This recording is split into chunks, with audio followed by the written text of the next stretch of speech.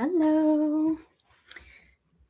For anyone who is watching a recording of this, I'm a little bit late. I was coming from downtown and there was a lot of traffic. It's kind of rainy out, and I think that people were slow because of that. And but I have a couple. I met in person with one of my clients today, and so that was fun. We meet at the library. I always really like doing that. So I had to come back from the library. So anyway, I'm here now. So let's do this. What's today's day 15? Shockingly, amazingly, I can't believe it. Unbelievably. Let's see what it is. My least favorite one is out of there, so I don't really have to worry. Colonial Knot. All right. Colonial Knot is a really nice alternative to the French knot. Although I don't know if you can change the size of it. Maybe I can experiment with that. The French knot, some people are kind of tripped up by the French knot, and so the Colonial Knot is a nice choice. Oh, hey, Arlene, welcome. Thanks for waiting for me. If you had to wait, I was just saying that I wasn't stuck in traffic. There were just like a ton of cars on the road, and it's kind of yucky out. So everybody was like, I don't know, driving slowly.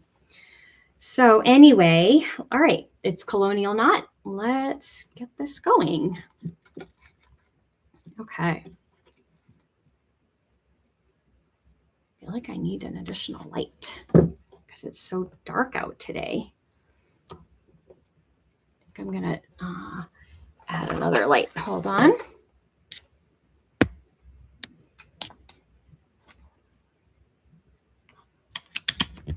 Okay. There we go. That's better. All right. Okay, Colonial Knot. Let us see. Here are some colonial knots. So it looks like a French knot. I suppose if you zoomed way in on it, maybe it wouldn't. But Bonnie did hers on the outside. Oh, I loved how mine came out. I had a lot of fun with it. Oh, here it is. This. I gave her almost like a perm. It was really fun. I did the tail first, and then I was like, wait a second, this lady needs it on her head too. So that was super fun. I used all 6 strands in a variegated. So it looks pretty cool. It's like, so I know, right? It's so like puffy. So I'm going to do 6 strands again because that's fun. All right, let's see. Where's ours? Ours is in 11. Let's see. Have we finally gotten bingo? I think we finally got bingo. All right, finally, bingo. This one, 11. What shall I do? I'm going to use a smaller hoop. It doesn't really matter what size you use, but I do find for knots, I tend to like a smaller hoop. Okay.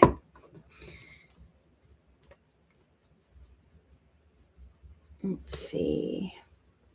I'm gonna use a variegated, and gotta love that variegated, the fat variegated. I think,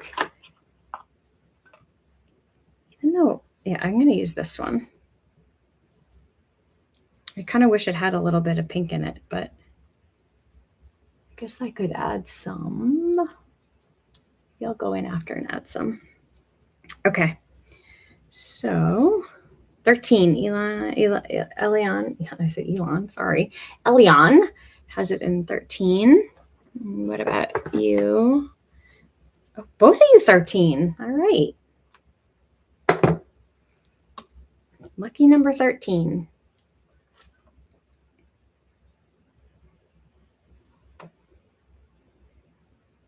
No, not lucky. Only if you give it that power. Don't give it that power.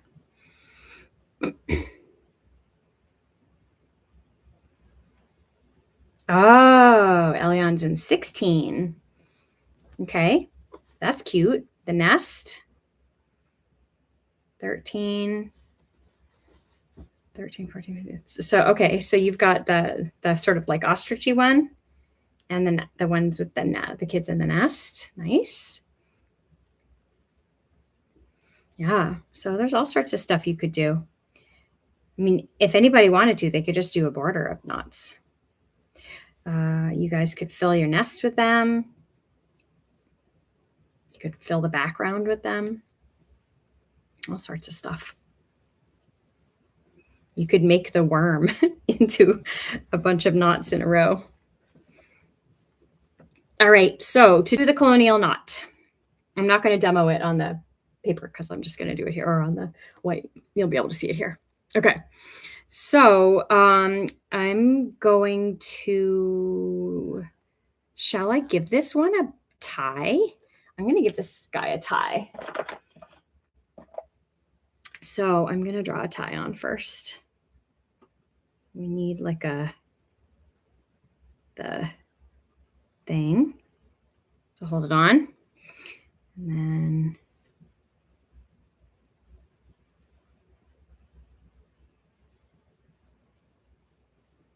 okay, there. All right, so I'm going to fill that. I don't know if I'm going to stay on to fill the whole thing, but I will fill it. All right, so let me show you. So you're going to come up. Hey, Sherry. So if it's a Colonial Knot. Oh, I got to put my little sign out. Where did I put it? I don't know where I put it. Shoot. Well, anyway, it's the Colonial Knot. Oh, here it is. Colonial Knot, for anyone who pops in. Okay.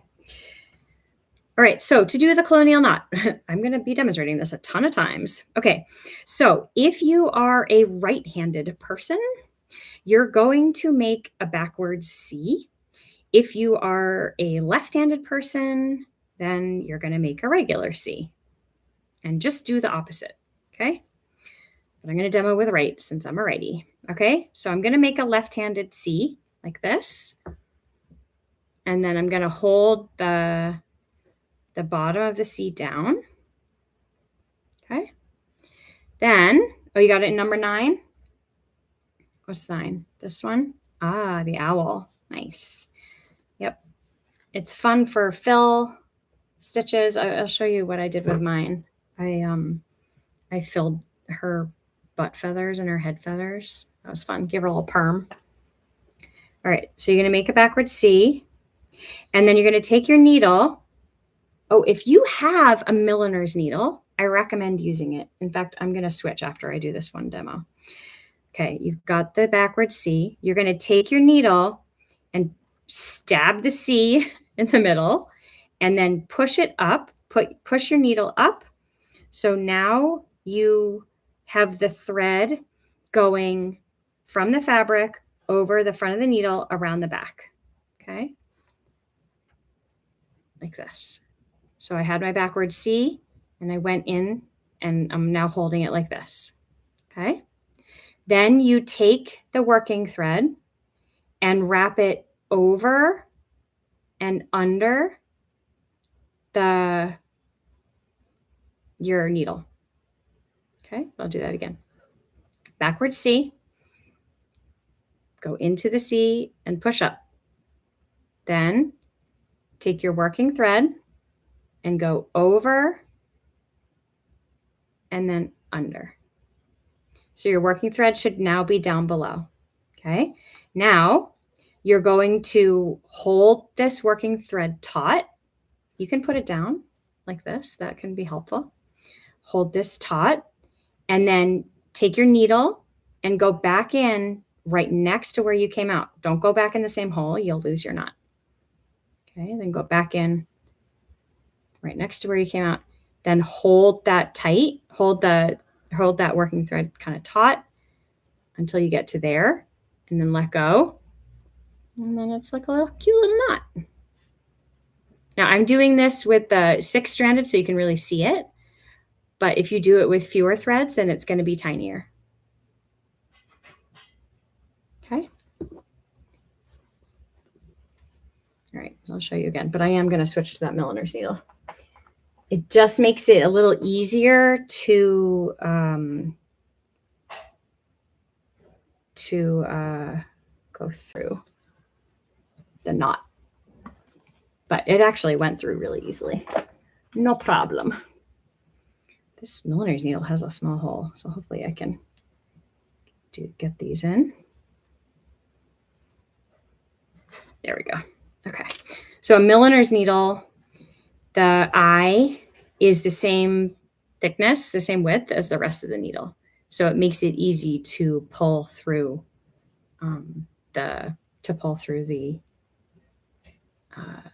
through the knot. There we go. Sort of. Okay. All right. I'll show you again. Okay. So I'm going to spread these out and then go back in and fill it later so you can see.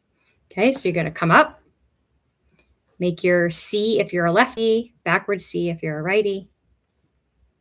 Okay. Take your needle, go in and up. Then take this working thread, wrap it around the needle just one time, pull it back down. And then you're going to hold that thread taut. It's a little bit of finger gymnastics here. And then go back in and pull it nice and tight around the needle.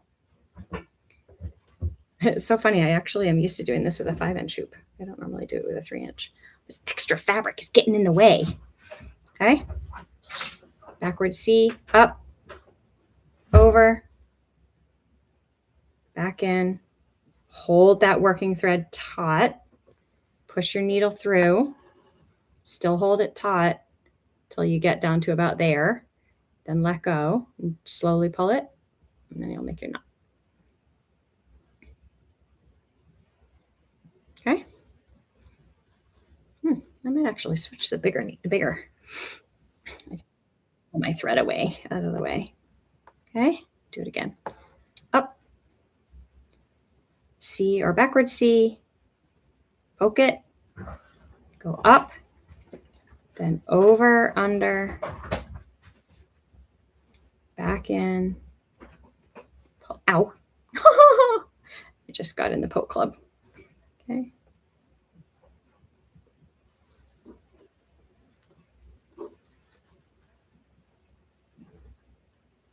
Pull it tight.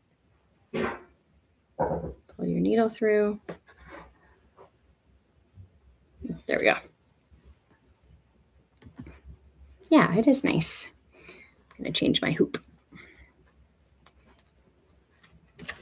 Changing my needle, changing my hoop. Arlene was saying the other day in Stitch and Chat that when she watches Bonnie, she sometimes falls asleep because Bonnie's voice is so soothing, but she can't fall asleep with me because I'm always like, oh, what's this? What's that? Here I am demonstrating that. Switching needles, switching hoops. That was so funny, Arlene. We were laughing so hard about that. It was so funny because it's so true. Okay.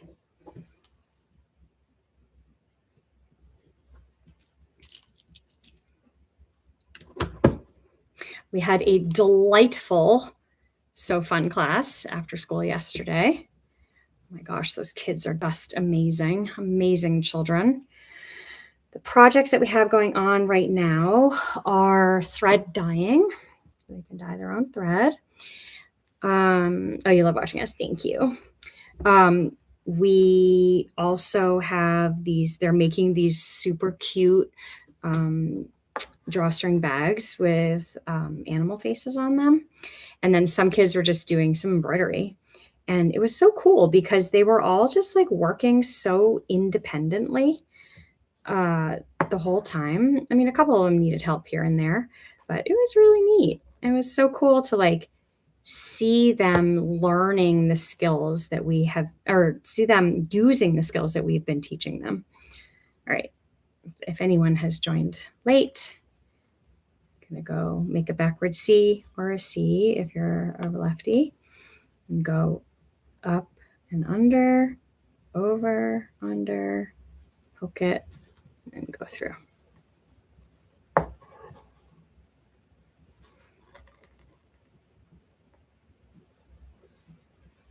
Maybe I'll turn this into a necklace. All right. The other, what am I doing? The other thing, I was going to do a regular French knot. I guess I could show you guys a French knot too. Anybody want to see a French knot? You guys know how to do French knots? Okay. So if you want to do a French knot, I'll show you the difference. You're going to come through, then with your non-dominant hand, hold the thread taut. And it really, I always do French knots with my hoop on the table. So here, let me move this closer. Okay. So with your non-dominant hand, you're going to hold the thread taut. And then you wrap your thread around the needle or your needle around the thread, whatever like makes most sense in your brain. But anyway, you want to do this. And since I'm actually just going to do once because I'm using all 6 strands, but you can make the knot bigger or smaller depending on how many times you wrap. I'm just going to go around once. And then you go back in, same thing, you go back in, and then you slide this down. So now it's kind of the same as before. And then you push it through. Okay. So they're a little different. The Colonial Knot is a little bigger with just one wrap than the French Knot with just one wrap. And I like it because Colonial Knot has this like cute little, it like reminds me of like a bagel or something. You see how it's like a little bagel? Hi, Aubrey, number 1. Cool. Bonnie and I finally got bingo. For anyone who's interested.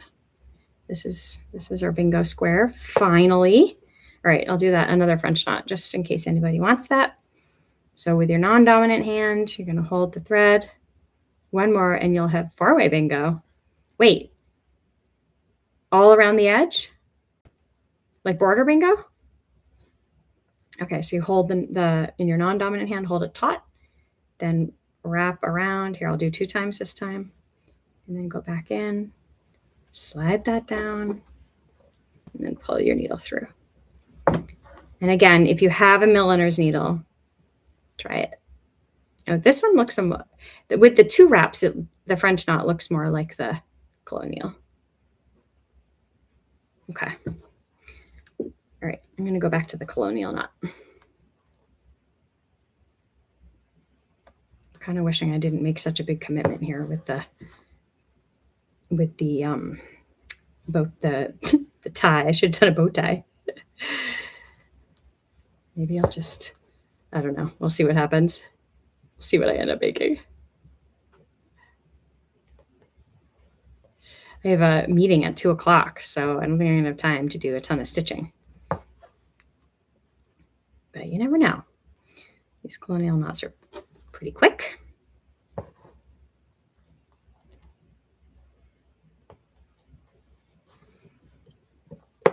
Wow, that's exciting. What one do you need? What stitch do you need?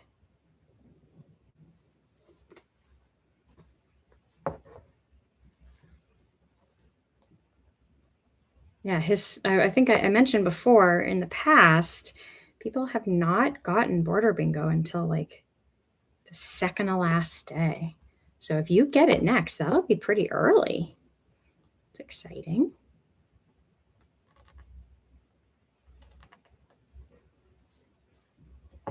Band stitch. I love that one. It's so pretty. Cool. Well, that's super exciting. That'd be cool if you won, especially since you're a new bingoer this year. We had the person who won bingo first was someone who has been stitching with us pretty much like since the beginning of time, beginning of BonnaHCo time. So that would be cool if we had a new bingoer. win the border bingo. That would be like a full circle moment. Ah, no. Sometimes that can happen. All my threads kind of separated as I pulled it through. So I'm just going to try to lengthen these, get these back out like this. So they're all the same, and then try to pull it through again. No, it's not going.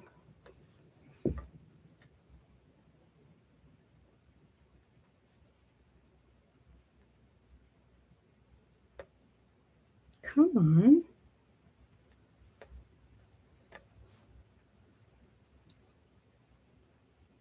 I'm just taking this, try to take it apart.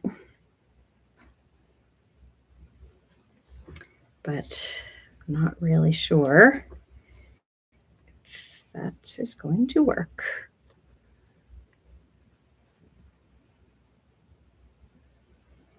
Come on. Let me see if I can get it through again.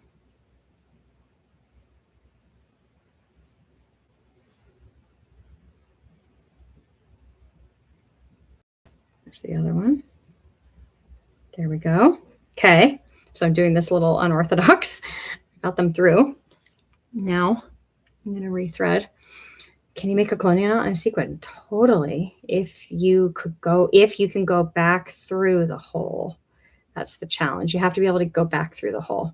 So try it. I mean, I don't see why not. The why not is if you can't get back through the hole of the sequin. So it might work best with a thin needle because you're going to be going back through with thread already in there.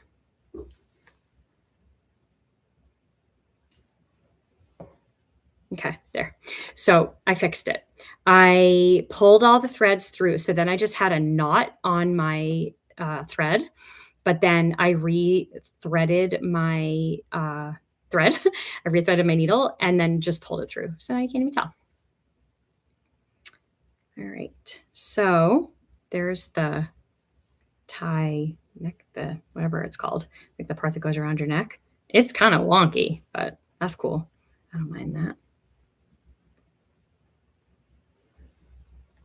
Should have just done it as a necklace. All right. Yeah. Are you going to try it? Should I try the colonial knot on the sequin? I'd have to switch threads. This is definitely too thick. You guys try it and send us a picture. Yeah. I think the only thing that would limit you is if you just couldn't bring the needle back through because of the thickness. Okay.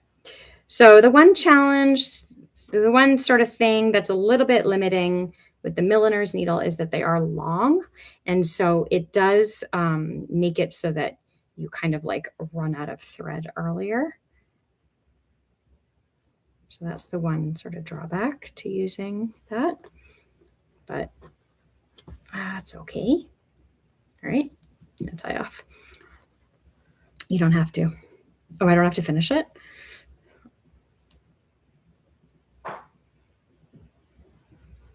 Okay. I'm using, I just had these on my desk. These are the best fabric scissors I have ever had. They're by a brand called Kai. They're the N5210s. My husband got them for me for Christmas a couple of years ago. And they are the hands down best fabric scissors I have ever used in my life. I love them. If anybody is looking to get yourself some nice fabric scissors, I highly recommend those Kais. I had a pair of gingers, and I had the sort of standard orange handled singers or whatever that brand is.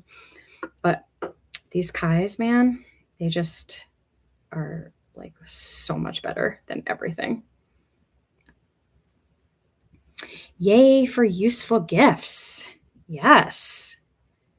Yeah, I know. I love useful gifts. What is happening here? Whoa, you guys look. I didn't realize it, but one of my threads was not in the needle. And so when I tied my knot, it came down with it. All right, guess I'm just doing the rest of them with five strands. That was so weird. Well, the knots for the rest of it are going to be a tiny bit smaller. Let me see, are there 5? Yes, there's 5. Okay, so that's where my ish comes in. I think Bonnie would probably change this to a 6, but that's okay with me. All right, anyone who's just showing up. I don't think anyone just showed up, but backward C, under, over, back in. Oh my God, that massive knot on the back is crazy. And I went through it. Yesterday, one of my, take it off actually. Yesterday, one of our sewing students, she was so cute. She was embroidering, and then she gave me her hoop, and then it had some like weird jumble on the back. It wasn't really a jumble. It was just this like random knot in the middle of the thread. And I realized it was her first stitch. And I realized what she had done was she had gone through the knot with her needle. So she came up from the back and then she went right back in. She was doing something small. And she went, oh, I know, she was doing a back stitch and a small back stitch. And when she went back in, she went right through her knot from before. And so, I mean, luckily she had only did that one stitch, so I didn't have to take much out. But she was so confused, and I had to look at it for so long to try to figure out what she had done. But she stuck with it. A lot of these kids struggle with perseverance.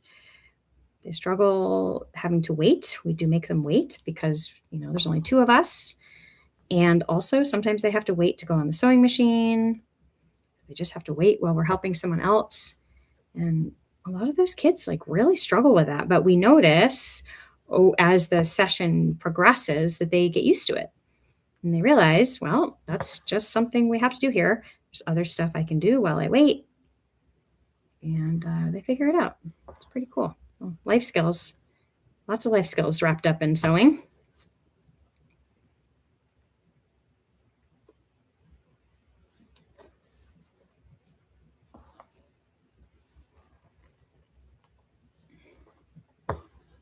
All right.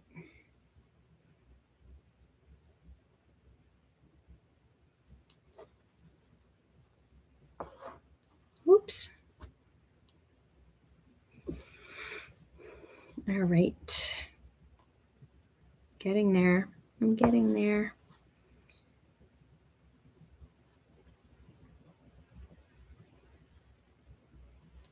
So it's definitely like a little bit of a fiddly stitch, but I really like how they look. And it's so fun using them as a fill, as long as you don't mind making them. A lot of people are like anti-French knot, so this is a really nice alternative.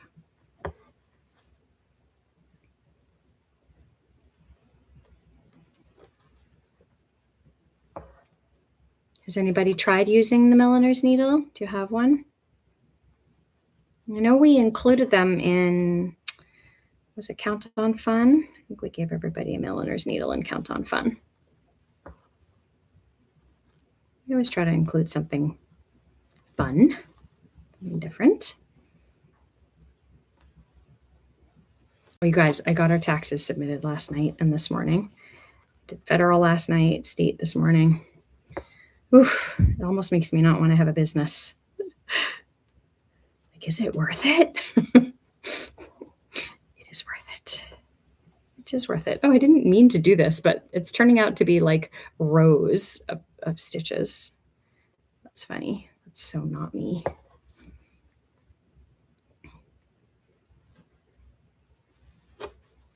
Complete accident.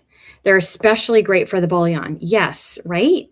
I know. And we did kind of hesitate including the bullion stitch this year because we didn't provide a milliner's needle, but then we thought, well, hopefully people have milliner's needles. And if not, then hopefully they can get it through. And if they can't get it through, hopefully they have pliers, because pliers, you can usually pull it through.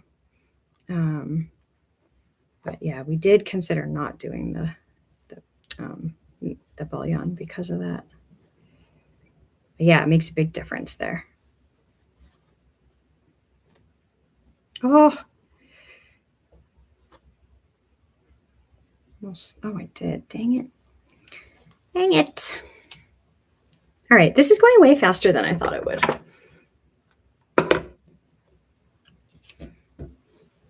I kind of wish that I had stripped the threads and then switched two of them going in the other direction so it wasn't so stripy. But oh well. I guess ties are often striped, right? But I wanted it a little bit more of like a tie-dye look. Okay, so here I am struggling at the end. Hold that.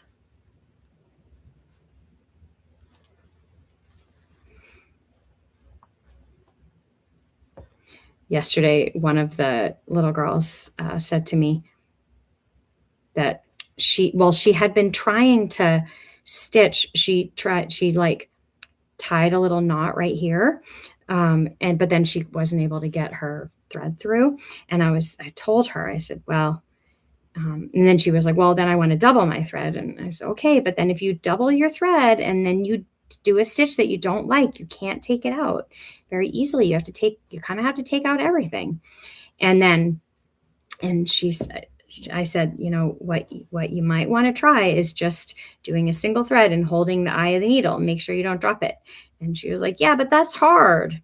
And I said, yeah, it is hard. But the more you do, the better you'll get at it. And you just have to pay attention to it more. And so I convinced her. She did. And she got better. She like only dropped it once. So it's the stuff we don't want to do that we really got to push into and do. So, all right, there we go. Do I go back in and make the neck tie part more thick? Who knows? Maybe. All right, you guys, thanks so much for coming. Colonial Knot. Hope you have a fantastic weekend. And we will see you, Bonnie will see you Monday at 2 for our last week. Bingo. Thanks for coming. Bye.